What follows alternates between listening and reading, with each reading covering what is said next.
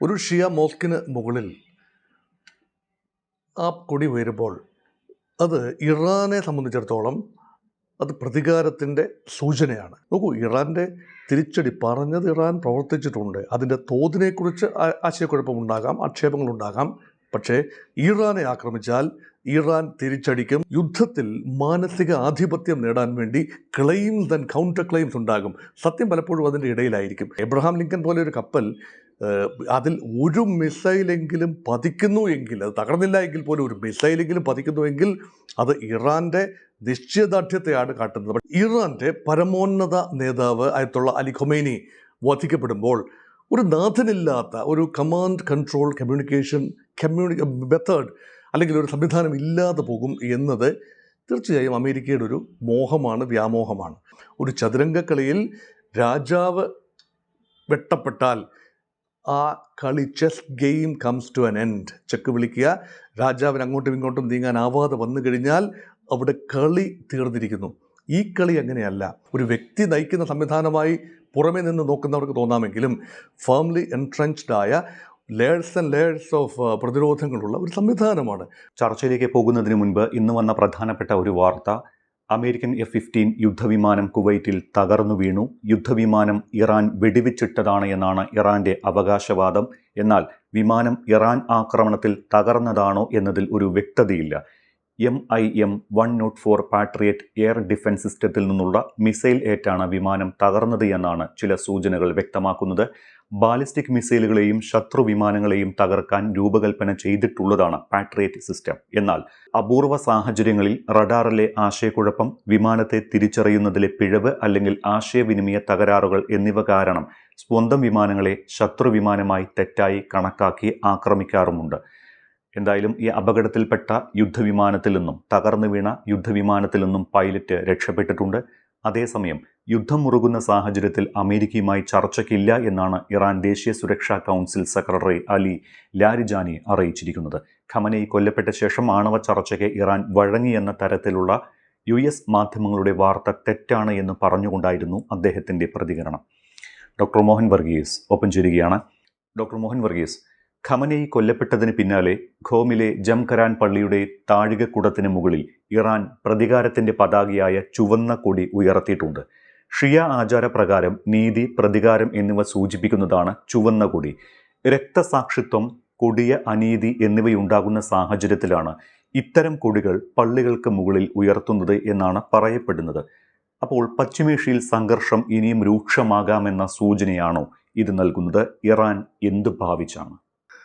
ചുവന്ന കൊടി പല സംസ്കാരങ്ങളിൽ പലതിൻ്റെയും പ്രതീകമാണ്. ചിലയിടങ്ങളിൽ വിമോചനത്തിൻ്റെ പ്രതീകമാണ്, ചില ഇടങ്ങളിൽ പ്രതികാരത്തിൻ്റെ പ്രതീകമാണ്. ഒരു ഷിയ മോസ്കിന് മുകളിൽ ആ കൊടി ഉയരുമ്പോൾ അത് ഇറാനെ സംബന്ധിച്ചിടത്തോളം അത് പ്രതികാരത്തിൻ്റെ സൂചനയാണ്. നിർണായകമായ പല സമയങ്ങളിലും അത് ഉയർന്നിട്ടുണ്ട്. ഖാസിം സുലൈമാനി, ഇറാൻ്റെ സൈനിക തലപ്പത്തുണ്ടായിരുന്ന വലിയ തന്ത്രശാലിയായ നേതാവായിരുന്നു ഖാസിം സുലൈമാനി അമേരിക്കൻ ആക്രമണത്തിൽ കൊല്ലപ്പെട്ടു. ആ സമയത്താണ് 2020 അവിടെ ആ കൊടി ഉയർന്നു. അതിനുശേഷം പല സമയങ്ങളിലായി ഇറാൻ്റെ പരമോന്നത നേതാക്കന്മാർ പലരും, സൈനിക നേതാക്കന്മാരും ആണവശാസ്ത്രജ്ഞന്മാരും ഒക്കെ കൊല്ലപ്പെട്ടു. അതുമാത്രമല്ല, ഇറാൻ്റെ മണ്ണിൽ വെച്ച് ഹമാസിൻ്റെ തലവൻ ഇസ്മായിൽ ഹനിയ കൊല്ലപ്പെട്ടപ്പോഴും ഇങ്ങനെ ഒരു കൊടി ഉയർന്നു. ഇപ്പോഴിതാ ഇറാൻ്റെ പരമോന്നത ആത്മീയ നേതാവ് കൊല്ലപ്പെട്ടിരിക്കുന്നു. ആയത്തുള്ള അലി ഖൊമൈനി കൊല്ലപ്പെട്ടപ്പോൾ സ്വാഭാവികമായി ആ കൊടി ഉയർന്നു. അതിനർത്ഥം തീർച്ചയായും ഇറാൻ പ്രതികാര ദാഹത്തോടെ പ്രവർത്തിക്കുന്നു എന്ന് തന്നെയാണ്. ആ പ്രതികാരം എന്നത് വാക്കുകൾ കൊണ്ട് പലപ്പോഴും പറയാറുണ്ട്, സിംബോളിക് ആക്റ്റിലൂടെ ഇങ്ങനെ കാട്ടാറുണ്ട്. അത് ഒരു ജനതയുടെ, സൈന്യത്തിൻ്റെ, ഡിഫൻസ് ഫോഴ്സസിൻ്റെ, ആക്രമണത്തിൻ്റെ മുന്നണി പോരാളികൾക്ക് ആത്മധൈര്യം പകരുന്നതിൻ്റെ ഒരു സിംബോളിക്കായ, പ്രതീകാത്മകമായ ഒരു അടയാളം എന്നതാണ് അതിൻ്റെ പ്രധാനപ്പെട്ട കാര്യം. നോക്കൂ, ഇറാൻ്റെ തിരിച്ചടി പറഞ്ഞത് ഇറാൻ പ്രവർത്തിച്ചിട്ടുണ്ട്. അതിൻ്റെ തോതിനെക്കുറിച്ച് ആശയക്കുഴപ്പമുണ്ടാകാം, ആക്ഷേപങ്ങളുണ്ടാകാം. പക്ഷേ ഇറാനെ ആക്രമിച്ചാൽ ഇറാൻ തിരിച്ചടിക്കും, ആ മേഖലയാകമാനം യുദ്ധമുണ്ടാകും എന്ന ഇറാൻ്റെ ഒരു പ്രഖ്യാപനമുണ്ടായിരുന്നു. അതൊരു ത്രെട്ടാണ്, ഒരു വലിയ സാഹസമാകും ഇറാൻ കാട്ടുന്നത് എന്ന് പലരും പറഞ്ഞു. ഇറാൻ അത് കഴിയില്ല, ഇറാൻ അത് ചെയ്യില്ല, അറബ് രാജ്യങ്ങളെ വെറുതെ ആക്രമിക്കില്ല, പിണക്കില്ല. എന്തു വന്നാലും US സേനാ താവളങ്ങളിലേക്ക് മാത്രമായി ആക്രമണം ഒതുക്കും. യഥാർത്ഥത്തിൽ അതല്ല സംഭവിച്ചത്.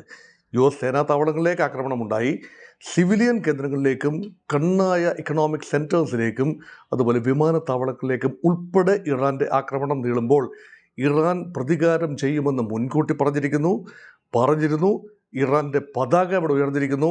ഇറാൻ പ്രതികാരം ചെയ്ത് തുടങ്ങിയിരിക്കുന്നു. ഇനി എത്ര കാലം അത് നീണ്ടു നിൽക്കും എന്നതിനെക്കുറിച്ച് മാത്രമാണ് ആശയക്കുഴപ്പം. ഇറാന്റെ വമ്പൻ തിരിച്ചടിയിൽ അമേരിക്കൻ പടക്കപ്പൽ എബ്രഹാം ലിങ്കൺ ആക്രമിച്ചുവെന്നാണ് ഇറാന്റെ അവകാശവാദം. 4 ബാലിസ്റ്റിക് മിസൈലുകൾ പതിച്ചുവെന്നും IRGC പറയുന്നുണ്ട്. യഥാർത്ഥത്തിൽ അങ്ങനെ സംഭവിച്ചോ? ഈ റിപ്പോർട്ടുകൾ വലിയ ആകാംക്ഷയോടെയും ഞെട്ടലോടെയുമാണ് ലോകം കേട്ടത്. ഇതിന് സ്ഥിരീകരണം അമേരിക്കൻ പക്ഷത്ത് നിന്ന് വരാത്തിടത്തോളം കാലം, ഇൻഡിപെൻഡൻറ്റ് സ്ഥിരീകരണങ്ങളും വരാത്തിടത്തോളം കാലം ഇത് ഇറാൻ്റെ ഒരു ക്ലെയിം എന്ന നിലയിൽ മാത്രമേ കാണാനാവൂ. നമുക്കറിയാമല്ലോ, വാർഷിപ്പ് സാധാരണ യുദ്ധക്കപ്പലല്ല, വിമാനവാഹിനി കപ്പലുകൾ, പ്രത്യേകിച്ചും USS എബ്രഹാം ലിങ്കൺ, അത് ഒമാൻ തീരത്ത് നിന്നും, അതായത് ഒമാൻ ഉൾക്കടലിൽ ഒമാൻ തീരത്ത് നിന്നും ഏതാണ്ട് 130 നോട്ടിക്കൽ മൈൽ അകലെ തന്ത്രപ്രധാനമായ ഒരിടത്ത് ഇറാനിൽ നിന്നും നിശ്ചിത അകലം പാലിച്ചുകൊണ്ട്, ഇറാൻ തീരത്ത് നിന്നും വളരെ അകലെയാണ്, ആ ഭാഗത്തേക്ക് ഡ്രോണുകളും മിസൈലുകളും അയച്ചത് 4 ബാലിസ്റ്റിക് മിസൈലുകൾ അയച്ചു എന്നാണ് പറയുന്നത്. ഈ ബാലിസ്റ്റിക് മിസൈലുകൾ 4 എണ്ണം അയച്ചാൽ ഇൻ്റർസെപ്റ്ററുകൾ തന്നെ 3 എണ്ണമുണ്ട്.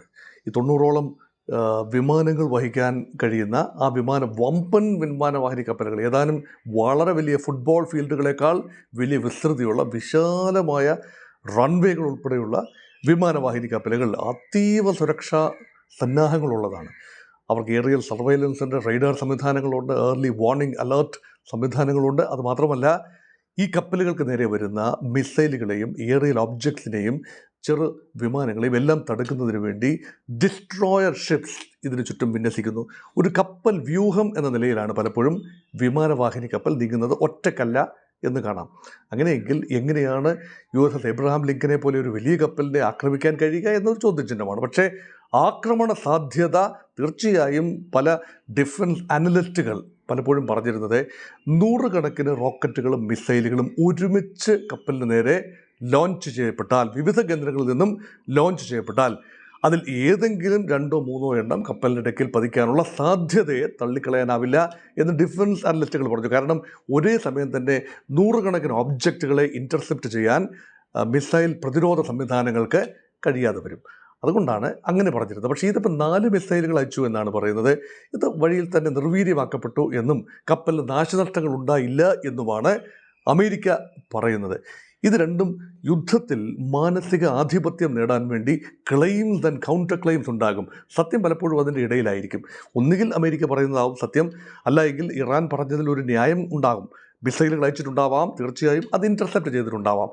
പക്ഷേ എബ്രഹാം ലിങ്കൺ പോലെ ഒരു കപ്പൽ, അതിൽ ഒരു മിസൈലെങ്കിലും പതിക്കുന്നു എങ്കിൽ, അത് തകർന്നില്ല എങ്കിൽ പോലും ഒരു മിസൈലെങ്കിലും പതിക്കുന്നുവെങ്കിൽ അത് ഇറാൻ്റെ നിശ്ചയദാർഢ്യത്തെയാണ് കാട്ടുന്നത്. പക്ഷേ അത് ആക്രമിക്കാനുള്ള സന്നദ്ധത ഇറാൻ കാട്ടി എന്ന് പറയുമ്പോൾ ഒരുപാട് സൂചനകളുണ്ട്. കാരണം മൂവിങ് ലാൻഡ് മാസ് എന്നാണ് പറയുക വിമാനവാഹിനി കപ്പലുകളിലെ, അതായത് അമേരിക്കയുടെ പരമാധികാര പ്രദേശത്തിൻ്റെ ഒരു എക്സ്റ്റൻഷനാണ് കടലുകളിലൂടെ നീങ്ങുന്ന വിമാനവാഹിനി കപ്പലുകൾ. എല്ലാ രാജ്യത്തിനും അങ്ങനെ തന്നെയാണ്. അമേരിക്കയ്ക്ക് 11 വിമാനവാഹിനി കപ്പലുകളാണുള്ളത്, ഇറാൻ ഇല്ല. ഇസ്രയേലിനും വിമാനവാഹിനി കപ്പലുകൾ ഇല്ല എന്നോർക്കണം. ഇങ്ങനെ ഈ 11 കപ്പലുകളിൽ 2 എണ്ണമാണ് യുദ്ധത്തിനായി നിയോഗിക്കപ്പെട്ടിട്ടുള്ളത്. അതിൽ ഒന്ന് അറേബ്യൻ സീയിൽ, അത് നോർത്തേൺ അറേബ്യൻ സീ ആണ്, അതാണ് ഒമാൻ ഉൾക്കടൽ, ആ ഭാഗത്താണ് ഇപ്പോൾ പറഞ്ഞ എബ്രഹാം ലിങ്കൺ. മറ്റൊന്ന് മുൻ പ്രസിഡന്റ് ജെറാൾഡ് ഫോർഡിൻ്റെ പേരിട്ട USS ജെറാൾഡ് ഫോർഡ്, അത് മെഡിറ്ററേനിയൻ കടലിലാണ്. അത് ഇസ്രയേൽ തീരത്തിന് പടിഞ്ഞാറ്, ഇസ്രയേൽ തീരത്ത് തന്നെയാണ്, അല്ലെങ്കിൽ ആ ഭാഗത്താണ്. അത് മറ്റൊരു ഡയറക്ഷനാണ്, മറ്റൊരു കടലാണ്. അവിടെ നിന്നാണ് ഓപ്പറേറ്റ് ചെയ്യുന്നത്. ആ ഒരു ഭാഗത്തേക്കും ഇറാൻ്റെ മിസൈലുകൾ ചെന്നു. അത് സൈപ്രസിന് നേരെ ചെന്നു. ആ ഭാഗത്തൊക്കെയാണ് കപ്പൽ സാന്നിധ്യമുള്ളത്, USS ജെറാൾഡ് ഫോർഡിൻ്റെ. അപ്പം എല്ലാ ഒബ്ജക്റ്റിലേക്കും അമേരിക്കൻ സൈനിക സാന്നിധ്യം, അമേരിക്കൻ ആക്രമണം വരാൻ സാധ്യതയുള്ള എല്ലാ സ്ട്രാറ്റജിക് പോയിന്റുകളിലേക്കും ഇറാൻ ആക്രമണം വ്യാപിപ്പിക്കുന്നു, അതിന് സന്നദ്ധത കാട്ടുന്നു. അതിൽ വിജയം കണ്ടെത്തുന്നോ എന്നത് രണ്ടാമത്തെ കാര്യം. സന്നദ്ധമാകുന്നു എന്നതിൻ്റെ സൂചന തന്നെയാണ് ഈ ആക്രമണം സൂചിപ്പിക്കുന്നത്. ഇറാന്റെ ആക്രമണത്തിൽ തങ്ങളുടെ സൈനികർ കൊല്ലപ്പെട്ടുവെന്ന് അമേരിക്ക കഴിഞ്ഞ ദിവസം സ്ഥിരീകരിച്ചിട്ടുണ്ട്. ഇറാൻ നടത്തിയ മിസൈൽ ഡ്രോൺ ആക്രമണത്തിൽ തങ്ങളുടെ 3 സൈനികർ കൊല്ലപ്പെട്ടതായാണ് അമേരിക്കൻ പ്രതിരോധ മന്ത്രാലയം അഥവാ പെന്റഗൺ ഔദ്യോഗികമായി സ്ഥിരീകരിച്ചിരിക്കുന്നത്. അമേരിക്ക പ്രതീക്ഷിച്ചതിനേക്കാൾ വലിയ തിരിച്ചടിക്കാണോ ഇറാൻ ശ്രമിച്ചുകൊണ്ടിരിക്കുന്നത്, അല്ലെങ്കിൽ ഇറാൻ ഇപ്പോൾ തിരിച്ചടിക്കുന്നത് ആ രീതിയിലാണോ? ദിസ് ഈസ് എൻ എസിമെട്രിക്കൽ വാർ. അതായത് ബലാബലം നിൽക്കുന്ന 2 വിഭാഗങ്ങൾ തമ്മിലല്ല മത്സരം. ഒരു ഭാഗത്ത് അമേരിക്ക ലോകത്തെ ഏറ്റവും വലിയ സൈനിക ശക്തി. Iran global fire power index അനുസരിച്ച് കേവലം 16ാമത്തെ വലിയ സൈനിക ശക്തി മാത്രമാണ്. അതുതന്നെ ഒരു തരത്തിൽ ഊതിപ്പെരുപ്പിച്ച കണക്കാണ്. കാരണം കരസേനയുടെ എണ്ണമൊക്കെ അതിൻ്റെ ഒരു പാരാമീറ്ററാണ്. കരസേനയൊന്നും ഇവിടെ അത്ര പ്രാവർത്തികമേ അല്ല. കരയിലല്ല യുദ്ധം നടക്കുന്ന, ആകാശങ്ങളിലാണ്. ഇസ്രയേലാണെങ്കിൽ 15ാമത്തെ വലിയ സൈനിക ശക്തിയാണ്. പക്ഷേ ഹൈടെക് രാജ്യമാണ്. ടെക്നോളജി ഡിവൈസസ് ഏറെ യുദ്ധരംഗത്ത് പ്രയോജനപ്പെടുത്തുന്ന സാറ്റലൈറ്റുകൾ, ഇൻ്റലിജൻസ് സംവിധാനങ്ങൾ, ഇതിനെയൊക്കെ ഒബ്ജക്റ്റീവായിട്ട് അനലൈസ് ചെയ്യുന്ന ബുദ്ധിമുട്ടാണ്. ഫയർ പവർ ഇൻഡെക്സ് എന്ന് പറയുന്നത് ഒരുപാട് പാരാമീറ്റേഴ്സ് ചേർന്നിട്ടാണ്. അങ്ങനെ 1-ാം നമ്പർ ശക്തിയും, ആലങ്കാരികമായി പറഞ്ഞാൽ 1-ാം നമ്പർ ശക്തിയും 15ാം നമ്പർ ശക്തിയും ചേർന്ന് 16ാം നമ്പർ സൈനിക ശക്തിയെ ആക്രമിക്കുന്നു എങ്കിൽ അവിടെ ഒരു പാരിറ്റി ഇല്ല. സ്വാഭാവികമായി ഏറെ നഷ്ടങ്ങൾ ഉണ്ടാകുന്നത് ഇറാന് തന്നെയായിരിക്കും. പക്ഷേ ഇറാൻ സ്വാഭാവികമായി തിരിച്ചടിക്കുമല്ലോ. അങ്ങനെ വരുമ്പോൾ അമേരിക്കൻ കേന്ദ്രങ്ങൾക്ക് നാശനഷ്ടങ്ങൾ സംഭവിക്കും. ഇപ്പോൾ വരുന്ന റിപ്പോർട്ടുകൾ വിശ്വസിക്കാമെങ്കിൽ കുവൈറ്റിൽ നടന്ന ആക്രമണത്തിൽ അമേരിക്കയുടെ സേനാ കേന്ദ്രങ്ങളുണ്ട് കുവൈറ്റിൽ. നോക്കൂ, കുവൈറ്റിലെയും സൗദിയിലെയും UAEയിലെയും ഖത്തറിലെയും ബഹ്റിനിലെയും ഒന്നും തന്നെ അമേരിക്കൻ സേനാ കേന്ദ്രങ്ങളിൽ നിന്നും ഇറാന് നേരെ ഒരൊറ്റ മിസൈലും പാഞ്ഞിട്ടില്ല, ഒരൊറ്റ വിമാനം പോലും അവിടുന്ന് പറന്ന് പൊങ്ങിയിട്ടില്ല. ജോർദൻ മാത്രമാണ് അറബ് രാജ്യങ്ങളിൽ അമേരിക്ക ഉപയോഗിച്ച ഏക ബേസ്. മറ്റുള്ളത് ഇസ്രായേലിൽ നിന്നാണ്. മറ്റുള്ളതെല്ലാം വിമാനവാഹിനി കപ്പലുകളിൽ നിന്നോ മറ്റിടങ്ങളിൽ നിന്നോ സൈപ്രസിൽ നിന്നോ ഒക്കെയാണ്. അവിടെ നോക്കിക്കാണേണ്ട ഒരു കാര്യം, അമേരിക്കൻ എയർ ബേസുകൾ, അമേരിക്കൻ നേവൽ ബേസുകൾ എവിടെയെല്ലാം ഉണ്ടോ അവിടേക്കെല്ലാം തന്നെ ഇറാൻ മിസൈലുകൾ പായിച്ചു. സ്വാഭാവികമായി ചില നാശനഷ്ടങ്ങളുണ്ടാകും. അങ്ങനെയാണ്. അത്ര സ്വാഭാവികമല്ല. അമേരിക്കൻ സേന അംഗങ്ങൾ, മറീനുകൾ, അമേരിക്കൻ ട്രൂപ്സ് കൊല്ലപ്പെടുന്നത് വളരെ റെയറായിട്ട് നടക്കുന്നതാണ്. പല യുദ്ധത്തിലും ഈ കാഷ്വാലിറ്റീസ് പൂർണ്ണമായും കുറച്ച് കംപ്ലീറ്റ് മെക്കനൈസ്ഡ് ടെക്നോസെൻട്രിക് വാർഫെയർ ആണ്. അവിടെ ഒരു ഹ്യൂമൻ കാഷ്വാലിറ്റി ലെവൽ പരമാവധി കുറച്ചു കൊണ്ടുവരാൻ അമേരിക്ക താല്പര്യപ്പെടും. കാരണം ഹ്യൂമൻ ലൈഫ്സ് ഏറെ പൊലിഞ്ഞൊരു യുദ്ധമായിരുന്നു ഈ വിയറ്റ്നാമിൽ നടന്ന 70കളിൽ നടന്ന യുദ്ധം. അത് അമേരിക്കൻ പൊതുജനാഭിപ്രായം തിരിയുന്നതിന് കാരണമായി അമേരിക്കയ്ക്ക് വലിയൊരു വിലയാണ് അവിടെ കൊടുക്കേണ്ടി വന്നത്. അതുകൊണ്ട് അതിനുശേഷം അമേരിക്ക ഹ്യൂമൻ കാഷ്വാലിറ്റി പരമാവധി കുറച്ചുകൊണ്ട് മെഷീൻസിൻ്റെ സഹായത്തോടു കൂടി, ടെക്നോളജിയുടെ സഹായത്തോടു കൂടി യുദ്ധം ചെയ്യുന്നു. എങ്കിലും കൊളാറ്ററൽ ഡാമേജസ് ഉണ്ടാകും. ഹ്യൂമൻ കാഷ്വാലിറ്റീസ് അനിവാര്യമായ കാര്യം തന്നെയാണ്, സംഭവിച്ചിരിക്കുന്നു. പക്ഷേ ഒരു 3 പേര് മരിച്ചിരിക്കുന്നു. ഏതാനും പേർക്ക് 8-9 പേർക്ക് പരിക്കേറ്റു, ഗുരുതരമായി പരിക്കേറ്റു എന്ന രീതിയിൽ വലിയ സംസാരങ്ങളുണ്ട്.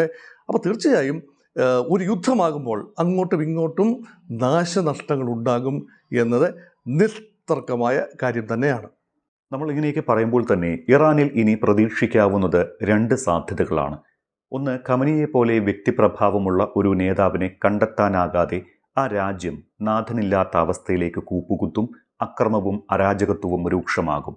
അല്ലെങ്കിൽ രണ്ടാമത്തെ ഒരു സാധ്യത എന്ന് പറയുന്നത് ഇറാൻ അവരുടെ ശക്തിതന്ത്രം മറ്റു രാജ്യങ്ങളുടെ മേൽ പയറ്റും, വിശേഷിച്ചും US മേഖലയുള്ള സഖ്യരാജ്യങ്ങളുടെ മേൽ അങ്ങനെ സമ്മർദ്ദം ശക്തമാക്കും എന്നാണ് പറഞ്ഞു കേൾക്കുന്നത്. ഇതിൽ ഏതിനാണ് കൂടുതൽ സാധ്യത? ഒരു രാജ്യം നാഥനില്ല കളരിയായി മാറുകയാണെങ്കിൽ ആ രാജ്യത്തെ പരാജയപ്പെടുത്താൻ എളുപ്പമാണ് എന്നതാണ് തിയറി. ഇറാൻ്റെ പരമോന്നത നേതാവ് ആയത്തുള്ള അലി ഖൊമൈനി വധിക്കപ്പെടുമ്പോൾ ഒരു നാഥനില്ലാത്ത ഒരു കമാൻഡ് കൺട്രോൾ കമ്മ്യൂണിക്കേഷൻ മെത്തേഡ് അല്ലെങ്കിൽ ഒരു സംവിധാനം ഇല്ലാതെ പോകും എന്നത് തീർച്ചയായും അമേരിക്കയുടെ ഒരു മോഹമാണ്, വ്യാമോഹമാണ്. അങ്ങനെയല്ല കാര്യങ്ങൾ. Iran has plan B in place. അതായത് സക്സഷൻ പ്ലാൻ വ്യക്തമായി ചോക്ക് ഔട്ട് ചെയ്തതിന് ശേഷമാണ് ആയത്തുള്ള അലി ഖൊമൈനി ഇത്ര കാലം മുന്നോട്ട് പോയത്.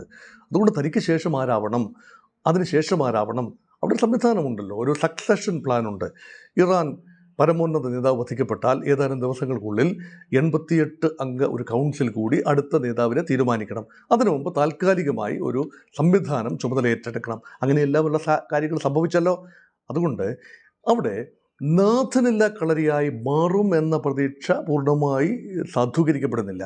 അതേസമയം ഇറാൻ പ്രത്യാക്രമണം നടത്തി. ഏതോ ഒരു രാജ്യത്തെ ഒരുമിച്ച് നിർത്താൻ, പെട്ടെന്നുണ്ടാകുന്ന ഷോക്ക് പരിഹരിക്കാൻ, അല്ലെങ്കിൽ അതിൻ്റെ ആഘാതം കുറയാനുള്ള ഒരു മാർഗമെന്ന് പറയുന്നത് ഇൻറ്റൻസിഫൈ ദ ഫയർ പവർ.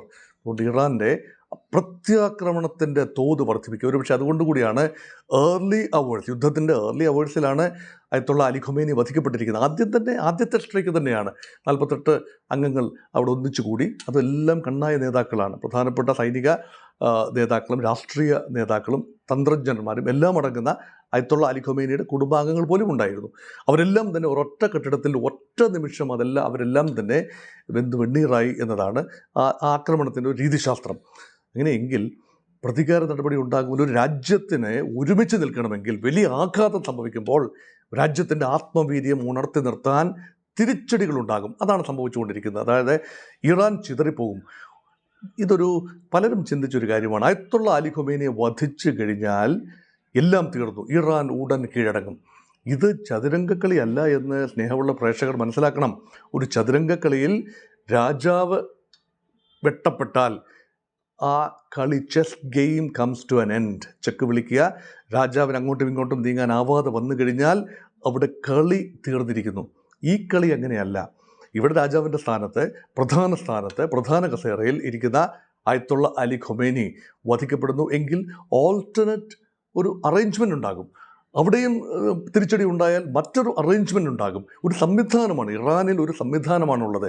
ഒരു വ്യക്തി നയിക്കുന്ന സംവിധാനമായി പുറമേ നിന്ന് നോക്കുന്നവർക്ക് തോന്നാമെങ്കിലും ഫേംലി എൻട്രഞ്ച്ഡ് ആയ ലെയേഴ്സ് ആൻഡ് ലെയേഴ്സ് ഓഫ് പ്രതിരോധങ്ങളുള്ള ഒരു സംവിധാനമാണ്.